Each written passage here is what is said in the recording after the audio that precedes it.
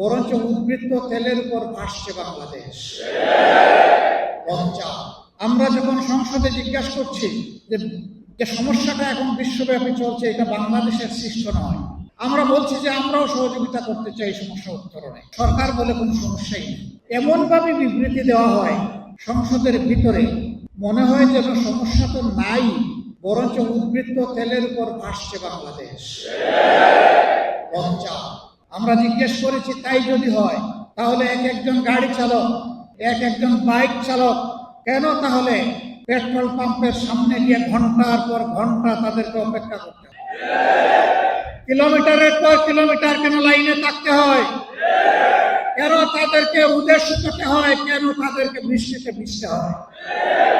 Bike চালকরা বলছে, আগে 7-8 ঘন্টা দৌড়াদৌড়ি করতে পারতাম, এখন তেলের কারণে 3 ঘন্টাও বাইক চালানোর সময় পাই না। জনজীবনের সকল ক্ষেত্রে এই দুঃসহ যাতনা নেমে এসেছে।